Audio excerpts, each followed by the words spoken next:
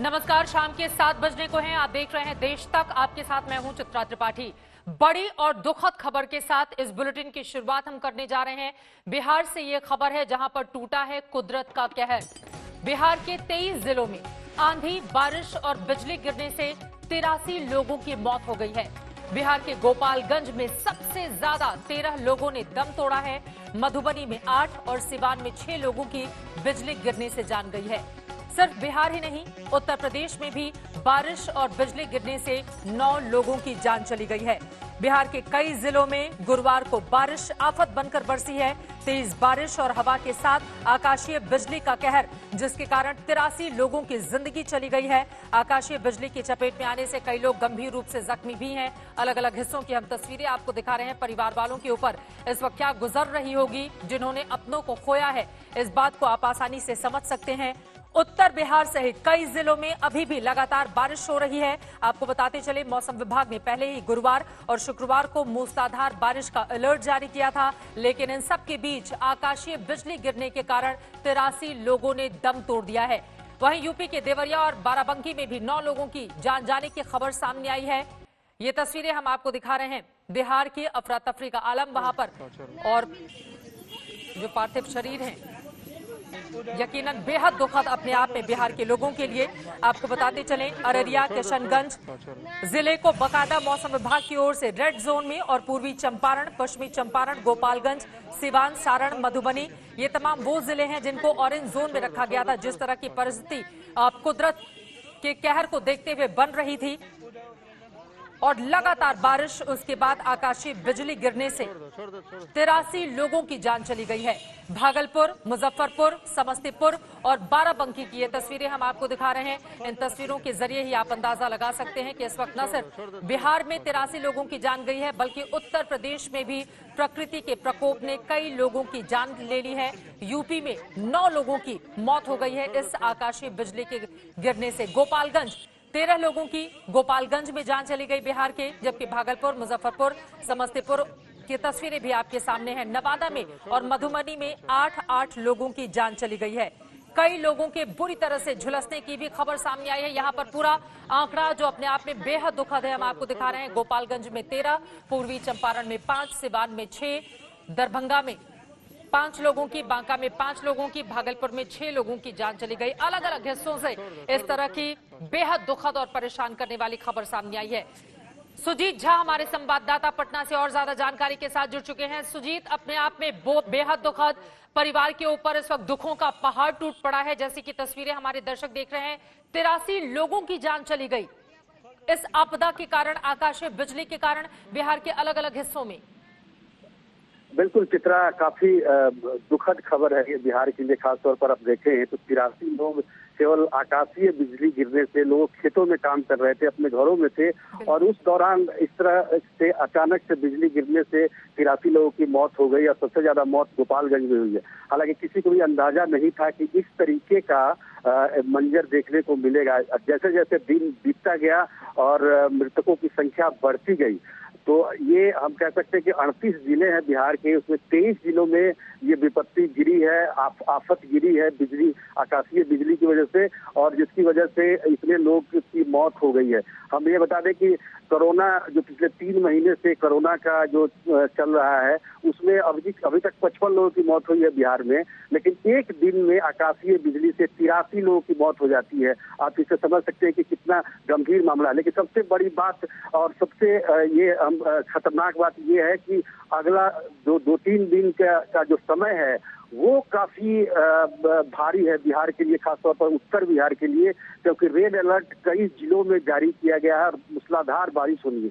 और ये जून का महीना अभी चल रहा है। जून के महीने में इस तरह का मंजर कभी देखने को नहीं मिलता था, जो इस बार देखने को मिल रहा है। हम अभी मौजूद है आपदा विभाग का जो ये कंट्रोल रूम है, और इसमें आकाशीय बिजली के लिए जो अलर्ट सिस्टम लगाया गया है, जिसमें ये बताता है कि अलर्ट कहाँ पे आकाशीय बिजली गिरने वाली है, और उसके 20 किलोमीटर के रेडियस में 20 से 25 मिनट तक अपने आप में बेहद दुखद है। खबर सुजीत, आपका इस पूरी जानकारी के लिए शुक्रिया। आगे भी जानकारी आपसे हम लेते रहेंगे। आपको बता दें कि बिहार में कुदरत की मार हर साल पड़ती है। कभी बाढ़ और बारिश सब कुछ तबाह कर ले जाती है, तो वहीं आकाशीय बिजली गिरने से जरा सोचिए, एक ही दिन में 83 लोगों की जान चली जाना कितनी बड़ी यह खबर है। और दुखों का पहाड़ इस वक्त परिवारों के ऊपर टूटा हुआ है। अगले 2 से 3 दिन बिहार के लोगों के लिए बताए जा रहे हैं कि स्थिति वहां पर खराब रह सकती है। ऐसे में लोग बहुत ज्यादा ध्यान रखें। जैसे और जानकारी इस खबर से जुड़ी हुई मिलेगी आप तक पहुंचाएंगे। आगे बढ़ते हुए बात अब चीन की कर लेते हैं। चीन एलएसी सीमा पर आधम का है। कभी वो पीछे हटता है तो कभी आंखें दिखाता है। कभी चोरी छिपे एलएसी पर जमावड़ा बढ़ाता है। ताजा मामला गलवान से सामने आया है, जहां पर चीन की सेना के कुछ पीछे हटने की खबर, लेकिन वहीं दूसरे मोर्चे पर वो जमा हो गया है। नई साजिशों को पल पल अंजाम देने में चीन लगा हुआ है। ये रिपोर्ट देखिए।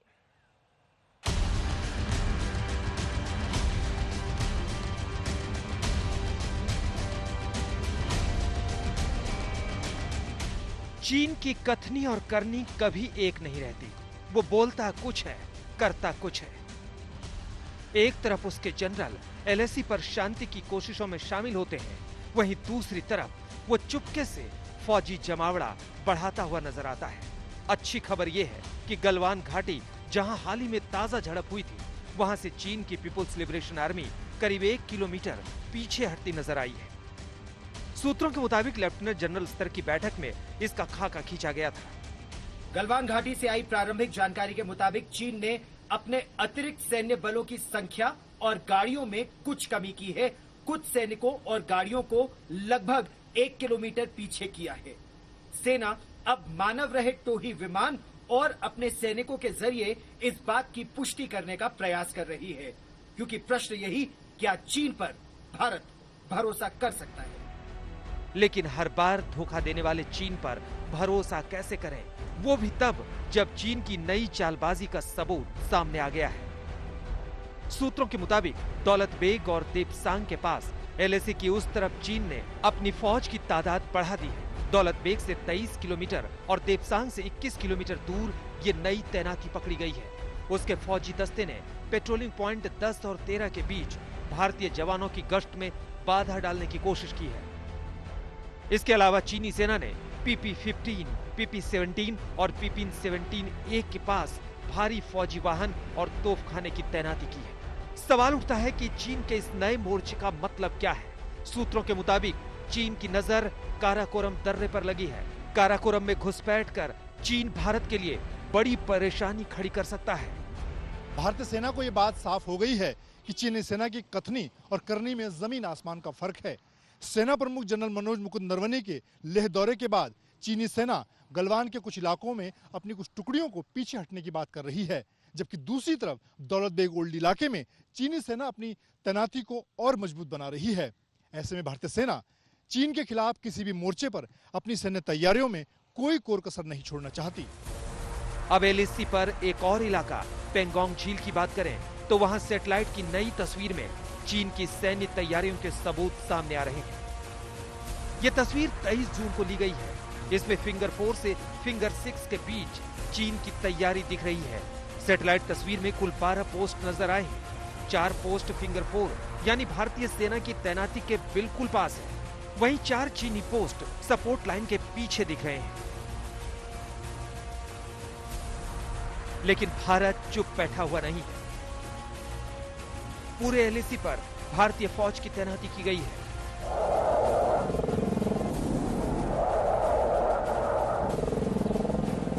और वो चीन को मुंहतोड़ जवाब देने की हालत में है। एयरफोर्स अलर्ट पर है। सेना प्रमुख ने एलएसी के दौरे से लौटकर दिल्ली में सरकार को पूरी रिपोर्ट सौंपी है। यह साफ हो गया है कि चीन की हर साजिश का जवाब उसी की भाषा में दिया जाएगा।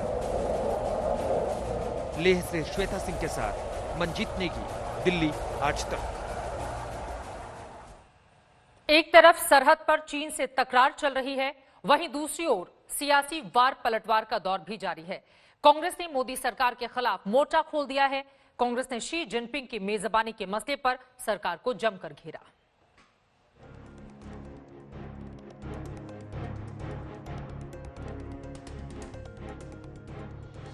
चीन की चालबाजी से तो पूरी दुनिया ही वाकिफ है। पूरी दुनिया ही जानती है कि चीन अपनी विस्तारवादी नीति के चलते न नियम मानता है, न धोखा देने वाली अपनी आदत से बाज आता है। लेकिन इस बार चीन पस्त पड़ने लगा है। उधर लद्दाख में भी भारतीय सेना के जांबाज चीनी सैनिकों को पस्त कर रहे हैं। चीनी सैनिकों की बोलती बंद कर रहे हैं, चीनी फौज को पीछे धकेल रहे हैं और इधर सियासी गलियारा गर्म है। कांग्रेस मोदी सरकार पर ताबड़तोड़ हमले कर रही है। और हम सबने देखा कि मोदी जी और चीन के राष्ट्रपति जहां साबरमती के किनारे 2014 में झूला झूलते हुए फोटो खिंचवा रहे थे, उसी दिन उसी वक्त चीन लद्दाख के चुमार इलाके में घुसपैठ कर रहे थे। जिस रोज लद्दाख में चीनी सैनिकों के साथ खूनी झड़प हुई, उसी रोज से राहुल गांधी लगातार मोदी सरकार पर हमलावर थे।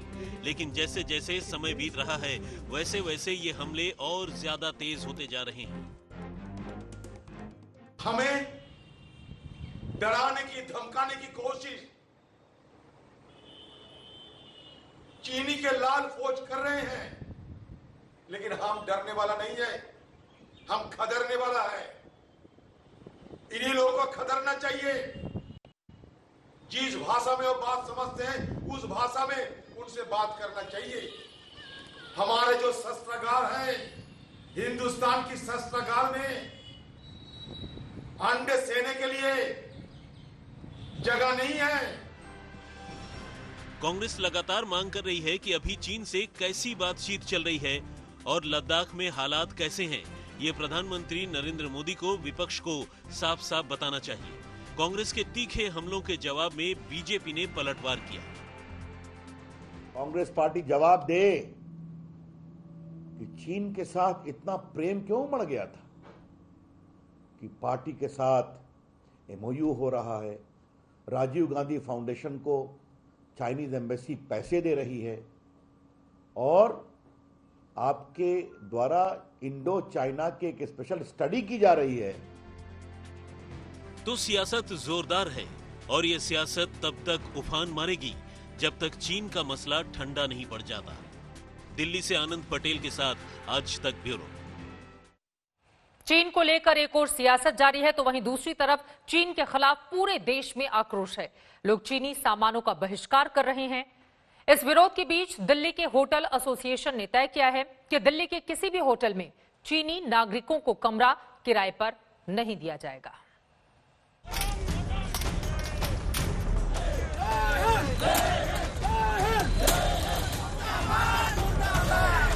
चीन के खिलाफ पूरा देश उबल रहा है। पूरे देश ने ठान लिया है कि चीन को सबक सिखाकर रहेंगे। जगह जगह चीन के खिलाफ देश में प्रदर्शन हो रहा है। चीन को आर्थिक तौर पर तोड़ देने के लिए चीनी सामानों का बहिष्कार किया जा रहा है। इसी कड़ी में Delhi hotel and guest house owners association ने एक बड़ा फैसला लिया है। एसोसिएशन ने तय किया है कि दिल्ली के किसी भी होटल या गेस्ट हाउस में चीनी नागरिक को रहने के लिए कमरा किराए पर नहीं दिया जाएगा। तो इनको टोटली एक सबक सिखाने के लिए हम भी गवर्नमेंट के साथ खड़े हैं और हम लोगों ने निर्णय लिया है कि हमारे यहाँ अभी आज 60 से 70 हज़ार कमरे हैं और 3000 गेस्ट हाउस हैं कम से कम दिल्ली में। तो हम लोग इनको प्रमोट ना करें और इनके गेस्ट को अलाउड ना करें ताकि इनके पास एक स्ट्रांग मैसेज जाए और इनको सबक मिले कि किसी को कमजोर ना समझें। एक इनके लिए यही कहावत है। आपको बता दें कि दिल्ली में करीब 3000 सस्ते होटल हैं, जिनमें करीब 75,000 कमरे हैं। होटल एसोसिएशन से पहले confederation of all India traders चीनी सामान के बहिष्कार का ऐलान कर चुका है। उधर जम्मू में भी थोक कारोबारियों ने चीन से करीब 10 करोड़ के इंपोर्ट का ऑर्डर रद्द कर दिया है। मतलब ये कि चीन को परास्त कर देने की जंग में लोग शामिल हो रहे हैं। लोग सिर्फ चीन का पुतला ही नहीं फूंक रहे, बल्कि चीनी सामानों का भी बहिष्कार कर रहे हैं। दिल्ली से अंकित यादव के साथ आज तक ब्यूरो। हर गुजरते दिन के साथ चीन के खिलाफ ये गुस्सा लगातार बढ़ता जा रहा है देश में। आगे बढ़ते हुए कुछ और बड़ी खबरें। 45 साल पहले इंदिरा गांधी की सरकार ने आज ही के दिन देश में इमरजेंसी लगाई थी। बीजेपी हर साल इस दिन के बहाने कांग्रेस को घेरती है। प्रधानमंत्री से लेकर तमाम नेताओं ने कांग्रेस पर जमकर निशाना साधा। जवाब में कांग्रेस ने मोदी सरकार पर खूब खरी खोटी सुनाई। हर साल की तरह इस साल भी इमरजेंसी का जिन निकला और कांग्रेस पर टूट पड़ा। बीजेपी हमलावर थी, प्रधानमंत्री नरेंद्र मोदी ने ट्वीट किया। आज से ठीक 45 वर्ष पहले देश पर आपातकाल थोपा गया था। उस समय भारत के लोकतंत्र की रक्षा के लिए जिन लोगों ने संघर्ष किया, यातनाएं झेली, उन सबको मेरा शत शत नमन। उनका त्याग और बलिदान देश कभी नहीं भूल पाएगा। प्रधानमंत्री ने आपातकाल के खतरे की बात की, लेकिन गृह मंत्री अमित शाह तो सीधे सीधे कांग्रेस अध्यक्ष सोनिया गांधी और कांग्रेस सांसद राहुल गांधी को निशाने पर ले बैठे। अमित शाह ने ट्वीट किया, लाखों लोगों के प्रयास की वजह से आपातकाल हटा। भारत में लोकतंत्र बहाल हुआ, लेकिन कांग्रेस में लोकतंत्र की वापसी नहीं हुई। एक परिवार का हित पार्टी और राष्ट्रीय हितों पर भारी है। ये दुखद स्थिति कांग्रेस में आज भी है। मौका देखकर पूरी बीजेपी और एनडीए के मंत्रियों सांसदों ने आपातकाल के बहाने कांग्रेस को घेर लिया। क्या कांग्रेस पार्टी के चरित्र में कोई बदलाव हुआ है? अभी भी वही हाल है। इस वार के जवाब में कांग्रेस ने भी पलटवार किया। ट्वीट का जवाब ट्वीट से, बयान का जवाब बयान से। राजस्थान के मुख्यमंत्री अशोक गहलोत ने शाह को जवाब दिया। 6 साल में हम देख सकते हैं कि कैसे बीजेपी ने देश की शानदार लोकतांत्रिक, जातीय और सामाजिक ताने बाने को तोड़ दिया है। आखिर क्यों बीजेपी में मोदी और शाह के आगे कोई और नेता नहीं दिखता? कांग्रेस में बोलने की आजादी न होने के गृह मंत्री अमित शाह के ट्वीट पर रणदीप सुरजेवाला ने निशाना साधा। कहा, नेहरू गांधी के प्रति आपकी घृणा क्यों है? सवाल उससे भी होना चाहिए जिन्होंने अपने गुरु और साथी को जबरन रिटायर और अपमानित करके पदों पर कब्जा कर लिया। एल.के. आडवाणी, एम.एम. जोशी, केशुभाई पटेल, कलराज मिश्रा, सुषमा स्वराज, हरेन पांड्या, संजय जोशी, लिस्ट बहुत लंबी है। Those talking of emergency today have done everything under their command to compromise every single institution without declaring an emergency. पिछले 45 साल से इमरजेंसी का भूत कांग्रेस का पीछा नहीं छोड़ रहा है। हर साल 25 जून के दिन बीजेपी कांग्रेस को इमरजेंसी के काले दिन की याद दिलाती है। इस बार भी प्रधानमंत्री नरेंद्र मोदी से लेकर पार्टी के तमाम नेताओं ने इमरजेंसी को लेकर गांधी परिवार पर निशाना साधा। कांग्रेस सरकार को चीन के अतिक्रमण से लेकर पेट्रोल डीजल के दाम और कोरोना से निपटने के तौर तरीकों जैसे मुद्दे पर घेर रही है। कांग्रेस का आरोप है कि मोदी सरकार में सवाल पूछने की आजादी छिन रही है। आनंद पटेल के साथ हिमांशु मिश्रा, दिल्ली, आज तक। तो इमरजेंसी को लेकर जहां सियासी आरोप प्रत्यारोप का दौर जारी रहा, तो वहीं चीन के मसले पर कांग्रेस और मोदी सरकार को घेर ही रही थी। मगर मोदी सरकार की ओर से अब कांग्रेस पर करारा हमला किया गया है। केंद्रीय कानून मंत्री रविशंकर प्रसाद ने आरोप लगाया है कि राजीव गांधी फाउंडेशन के मार्फत कांग्रेस ने चीन से रिश्वत ली।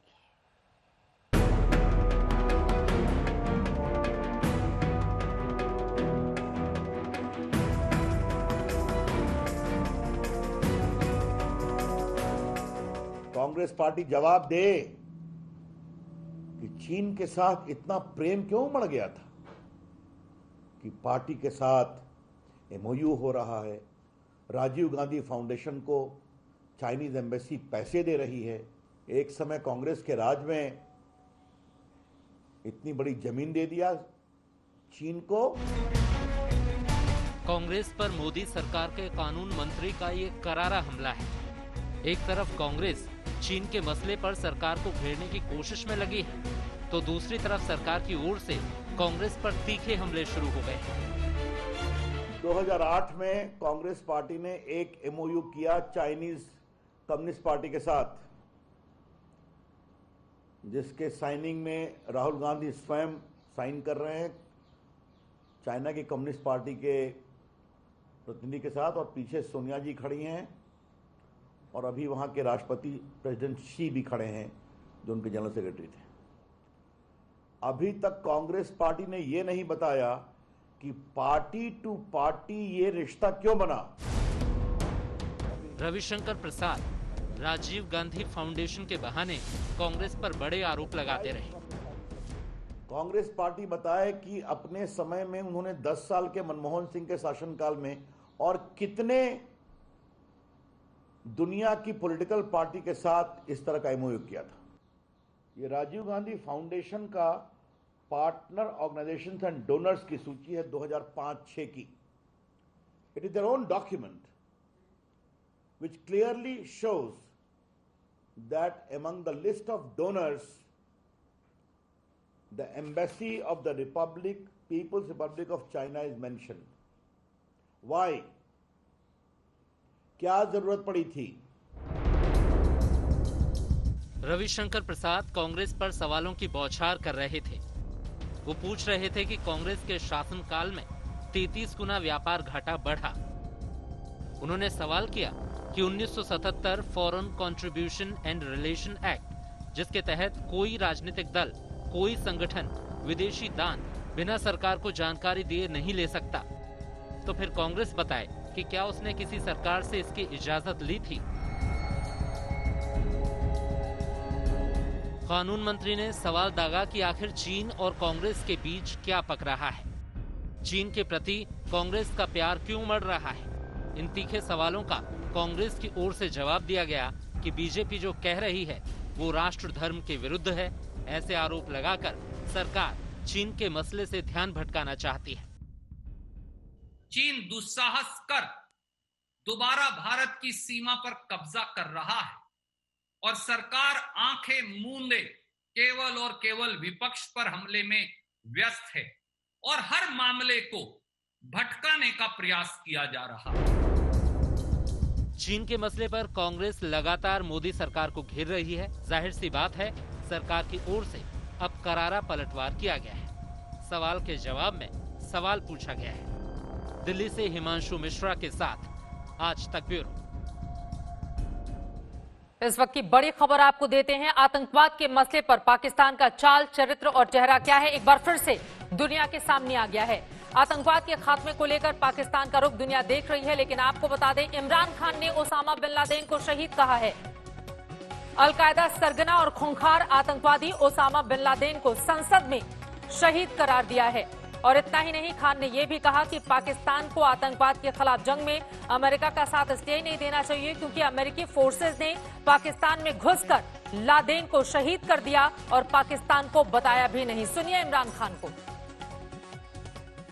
मुझे कभी नहीं भूलता वो भी एक हमारे पाकिस्तानियों के लिए बड़े दो शर्मिंदा वाकयात जिसमें हम सब बड़े शर्मिंदा हुए. एक हुआ जी, उसामा बिन लादेन को इन्होंने अमेरिकन ने आके एबटाबाद में मार दिया, शहीद कर दिया. उसके बाद क्या हुआ? सारी दुनिया ने हमें गालियां निकाली, बुरा हमें कहा. गीता मोहन हमारी संवाददाता जुड़ चुकी हैं ज्यादा जानकारी के साथ. गीता, वैसे ही चाल और चरित्र तो पहले ही दुनिया के सामने है आतंकवाद का, लेकिन बहकते हुए इतना तक बोल जाएंगे, वो भी अपनी संसद में. इमरान खान एक आतंकवादी को शहीद का दर्जा दे रहे हैं वो अपनी संसद में. चित्रा, ये बहुत ही शर्मनाक स्टेटमेंट था क्योंकि कहीं ना कहीं इमरान खान को इसका जवाब न केवल इंटरनेशनल कम्युनिटी को देना होगा, बाकी देशों को देना होगा जिन्होंने सहा है ओसामा बिन लादेन के टेररिज्म को, के आतंकवाद को. लेकिन पाकिस्तानी खुद ऐसे काफी सारे होंगे जो ये सवाल उठाएंगे कि पाकिस्तान के प्रधानमंत्री ने ये बोला कैसे, एक आतंकवाद को शहीद कैसे करार दिया, वो भी पाकिस्तान के संसद में. बहुत इम्पोर्टेंट बात अगर आप नोट करें ये भी है कि कहीं ना कहीं चीन के साथ इतना अलाइन हो गया है पाकिस्तान कि अमेरिका को नीचा दिखाने के लिए ओसामा बिन लादेन का इस्तेमाल कर रहे थे पाकिस्तान के प्रधानमंत्री. और उसी चक्कर में उन्होंने गीता मोहन हमारी संवाददाता जानकारी देती हुई अपने आप में बेहद शर्मनाक बयान पाकिस्तान के प्रधानमंत्री का. देश तक में इसी के साथ बस इतना ही.